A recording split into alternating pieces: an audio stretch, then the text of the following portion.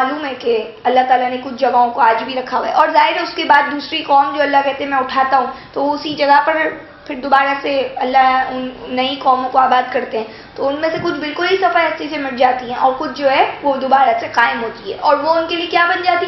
عبرت بن جاتی. اس کے بعد فرماتے 101 وما ظلمناہم، اور ہم نے تو ان پہ ظلم نہیں کیا تھا، ولیکن ظلموا انفسہم، لیکن وہ اپنے اوپر خود ظلم کر رہے تھے. فما اغنت، تو نہیں کام آئی ان سے آلیہتہم، ان کے معبود، التی وہ جو یدعون جن کو پکارتے تھے، من دون اللہ اللہ کو چھوڑ کر، من شیء کچھ بھی، لما جب جاء امر ربک آیا تمہارے رب کا حکم فیصلہ، وما زادوہم، اور نہیں اضافہ کیا انہوں نے ان کے لیے غیر تدبیر، سوائے تباہی اور بربادی کے. اب دیکھیں کیا فرماتے ہیں، اللہ فرما رہے ہیں کہ ہم نے ان پر ظلم نہیں کیا، لیکن وہ اپنے اوپر خود ہی انہوں نے ظلم کیا تھا. اللہ ظالم تھوڑی ہے، اللہ تھوڑی بندوں کے اوپر خواہ مخواہ کی مشکلات ڈالتے ہیں یا اللہ بولتے بندے کو تباہ ہو جاؤ. اللہ تعالیٰ تو کیا ہے، رحیم ودود ہے. آپ نے پیچھے دیکھا حضرت شعیب جو اپنی قوم کو کہہ رہے ہیں، اللہ تو بڑی شفقت کرنے والے، بہت رحم فرمانے والے ہیں. اللہ ظلم کرنے والے تھوڑی ہیں اس دنیا میں. آپ مجھے دیکھیں، اللہ نے جو ہمارے پیدا ہونے سے پہلے سارا پرورش کا انتظام کر رکھا، ہمیں جس اس سے لاڈ سے اللہ تعالیٰ اس دنیا میں رکھے، اتنی ویرائٹی دیتے ہیں ہر چیز کی، ہر چیز میں اللہ نے حسن بکھیر دیے، تو کہاں سے اللہ تعالیٰ کوئی ظالم ہستی نظر آتے ہیں؟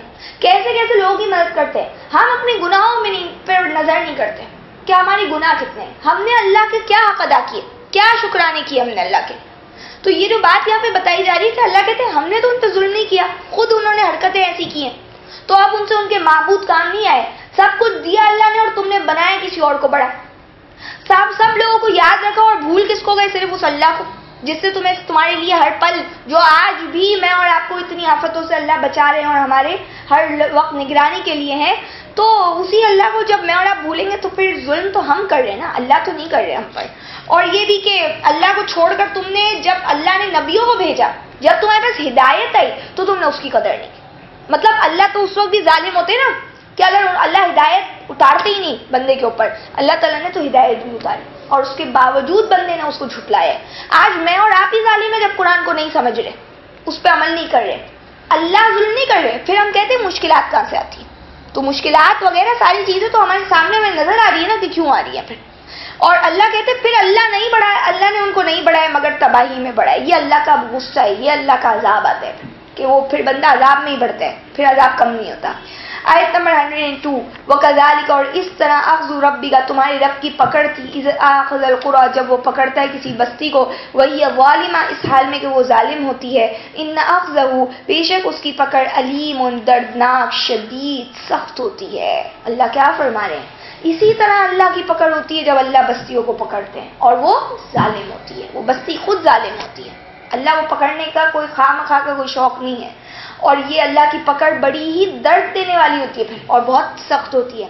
آیت نمبر 103 ان فی ذالک، بے شک اس میں لآیا، البتہ ایک نشانی ہے، لمن، اس کے لیے جو خوف عذاب الآخرہ، ڈرتا ہے آخرت کے عذاب سے. ذالک یوم مجموع لہ الناس، یہ وہ دن ہوگا جس دن لوگ جمع ہوں گے. وذالک یوم مشہود، اور وہ دن ہے جس میں سب حاضر کیے جائیں گے. اب اللہ کیا فرما رہے ہیں ان تمام باتوں میں، اور خاص طور پر اس بات میں جو ابھی میں اور آپ نے پیچھے پڑھی ہے فرعون کے حوالے سے، اللہ کہہ رہے ہیں کہ یہ اس میں بڑی نشانی ہے. کس کے لیے؟ بڑی عبرت ہے اس کے لیے جو عذاب آخرت سے ڈرتا ہے. جو آخرت کے عذاب سے نہیں ڈرتا نا، اس کے لیے یہ بات بھی نشانی ہے. اللہ تعالیٰ کہہ رہے نا کہ نہیں، عبرت پکڑتے مگر کون؟ جو ڈرنے والے ہیں. لمن یخشا، جن کے اندر خوف خدا ہے. ورنہ تو اتنی بڑی بڑی چیزیں یہ آیتیں پڑھ کر بندہ گزر جاتے، کوئی فرق نہیں پڑ رہا ہوتا.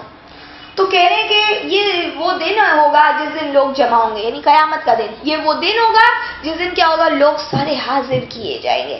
یہ سوچ کر ہی ہمارے تو رونگٹے کھڑے ہو جانے چاہیے کہ اللہ کہہ رہے وہ دن ہوگا جب تمہاری حاضری ہوگی. وہ حاضری صرف اس وقت نماز پڑھنے کے لیے نہیں آؤ گے میرے سامنے، تو اس وقت تم اپنا اعمال نامے اور حساب کتاب دینے کے لیے آؤ گے.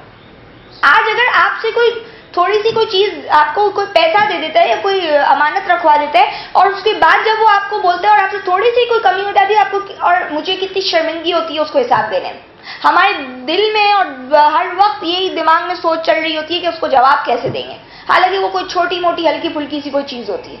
اس میں ہمارے کو خاص طور پہ ہمارا اپنا جرم بھی نہیں ہوتا، پھر بھی ہم جو ہے نا وہ ایسے ہو رہے ہوتے ہیں کہ بس کس طرح یہ ٹائم نکل جائے جو آنے والے، جو حساب ہمیں دینا پڑے گا.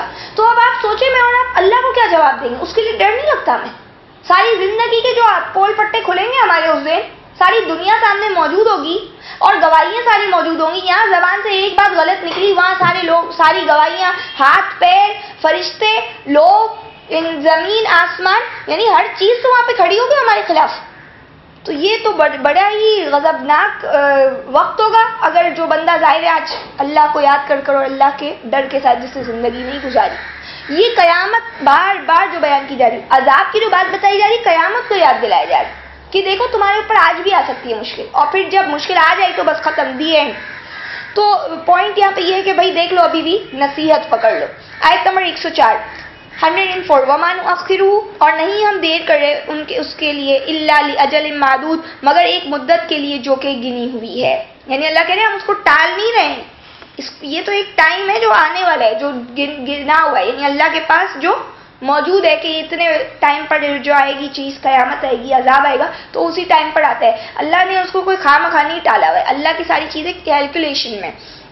آیت نمبر 105 یوم یاتی، جس دن آئے گا وہ، لا تکلم نفس الا باذنہ، نہیں کوئی بات کر سکے گا کوئی جاندار مگر اسی کی اجازت سے. فمنہم، تو ان میں سے کچھ شقی بدبخت ہوں گے، وسعید، اور کچھ نیک بخت ہوں گے. اللہ کیا فرما رہی؟ جس دن وہ آئے گی قیامت تو کسی کی جرات نہیں ہوگی کہ وہ بات کر سکے مگر اس اللہ کے حکم سے. ہم کہتے ہیں ہم اللہ کو یوں بول دیں گے، ہم بولیں گے اللہ آپ نے ہمارے ساتھ یہ کیوں کیا، اللہ ہمیں تو پتہ نہیں تھا، ہماری تو مشکلات اتنی تھی. یہ ساری جو باتیں آپ اور میں سوچ رہے ہوتے ہیں نا، اپنے پاس ہی رکھ لیں یہ آیت پڑھنے کے بعد. یہ میں بول دوں گی اللہ کو، میں یہ بتا دوں گی. اللہ کہہ رہے کوئی کسی کی بات کرنے کی ضرورت نہیں ہوگی سوائے یہ کہ اللہ اس کو حکم کریں. تو میں اور آپ کیا یہ سمجھ رہے کہ ہمیں اللہ حکم کریں گے؟ ہمیں کیا معلوم ہے؟ اللہ کہہ رہے ان میں پھر دو کیٹیگریز شقی اور سعید ہو جائے گی، بدبخت اور نیک بخت. اب یہ نیک بخت اور بدبخت سن کر جو ہے نا وہ دماغ میں بد نصیب اور نیک نصیب آ جاتا ہے، اور جس سے سارا جو ہے نا وہ دماغ جو ہے نا وہ پلٹ جاتا ہے اور سوچ جو ہے نا وہ کہیں اور چلی جاتی ہے کہ بد نصیب بننا بھی انسان کے اختیار میں نہیں ہے اور خوش نصیب بننا بھی انسان کے اختیار میں نہیں ہے. حالانکہ ایسا نہیں ہے. یہاں پہ بد نصیب اور خوش نصیب وہی بولا جا رہا ہے جو بندہ اپنے اعمال سے خوش نصیبی لے کر ہے، جس نے اعمال اچھے کیا اور قیامت کے دن کا اس نے حصہ بنا لیا. نصیب کا مطلب ہوتا ہے حصہ، بخت کا مطلب کیا ہوتا ہے؟ یہی نصیب. تو وہ جس سے اپنے اعمال سے اچھائی کمائی تو قیامت کے دن خوش نصیب ہے. وہ جو آج دنیا میں اپنی زندگی ایسی گزار رہے ہیں تو وہ کیا ہے؟ بد نصیب ہے. اچھا فرماتے ہیں 106 میں فَأَمَّا الَّذِينَ شَقُوا، تو جبکہ وہ جو شقی ہیں، جو بدبخت ہوں گے، فَفِي النَّارِ، تو آگ میں ہوں گے، لَهُمْ فِيهَا زَفِيرٌ وَشَهِيقٌ، ان کے لیے اس میں چلائیں گے وہ اور وہ دھاڑیں گے. یعنی اب کون ہوں گے؟ جو بدبخت ہے، جنہوں نے برے کام کیے. اللہ کہتے ہیں نا کہ میں نے تو ظلم نہیں کیا. اللہ تھوڑی ایسے ہی کہ اللہ نے پہلے سے نصیب لکھ دیا اور اس کے بعد اب جہنم میں ہم جا رہے ہیں. ہمارے اعمال جو ہم کر رہے ہیں اس کی بدولت ہی ہوتا ہے جو کچھ بھی ہوتا ہے. آج جب ہم برائی سے رکتے تو کیا ہم رک نہیں جاتے؟ جب رکنا چاہتے تو رک جاتے نا. جب اچھائی کرنا چاہتے ہیں، نہیں بھی دل چاہ رہا ہوتا ہے، کرتے ہیں تو اللہ دکھاتے ہیں نا کہ ہم کر سکتے ہیں.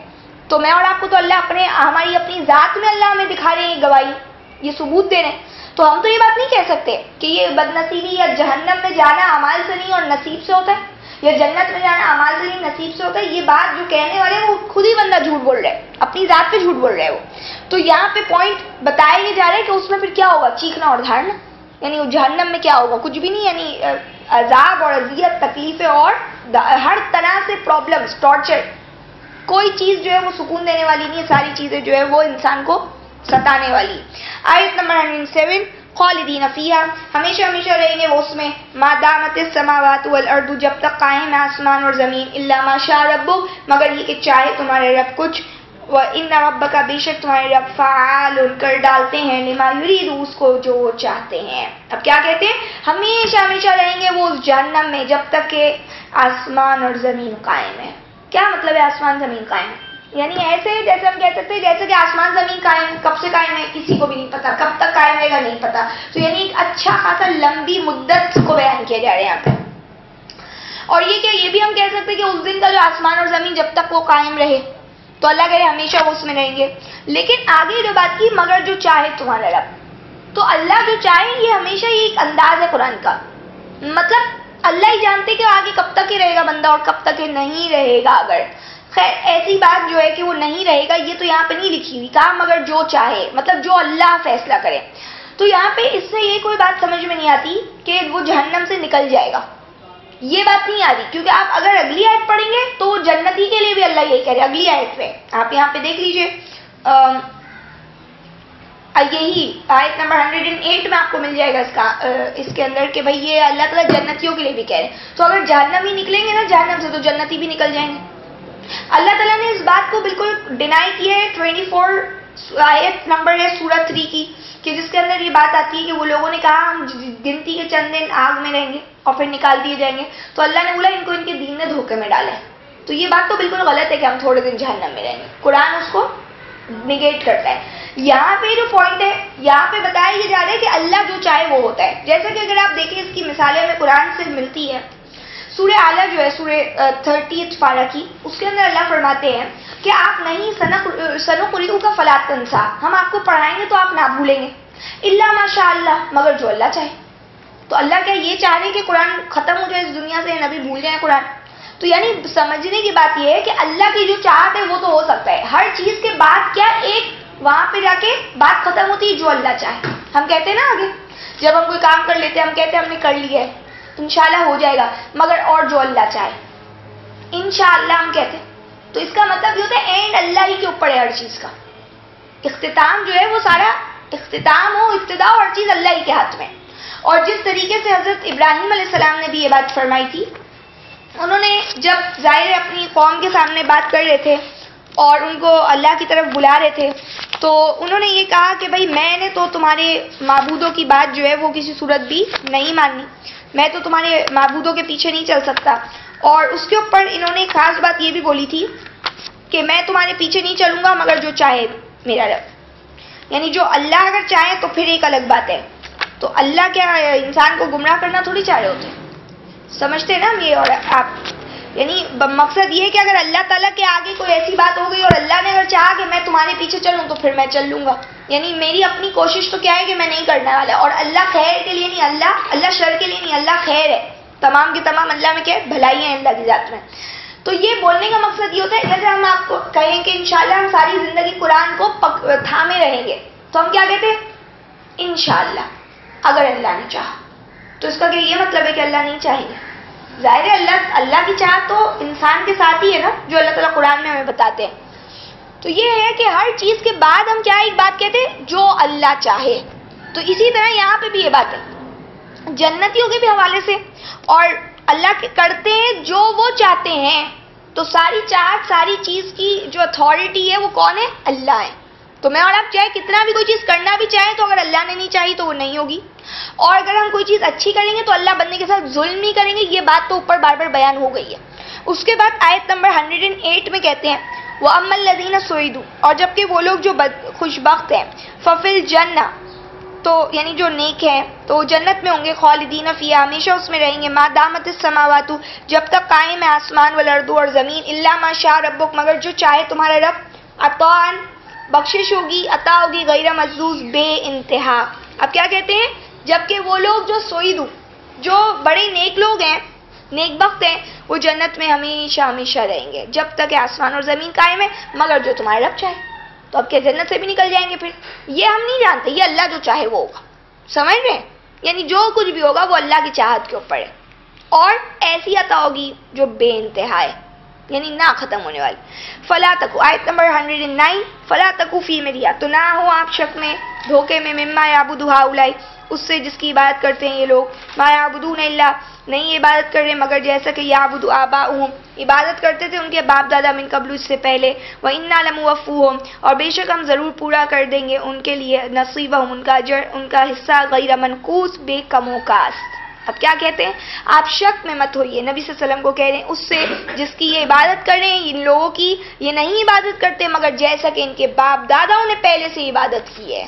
اللہ کے نبی کو کیا کہہ رہے ہیں کہ ان کا اتنا زیادہ اپنی معبودوں پہ جمے رہنا کہیں آپ کو ہر شک میں نہ ڈال دے کہ کہیں میں ہی تو غلط نہیں ہوں.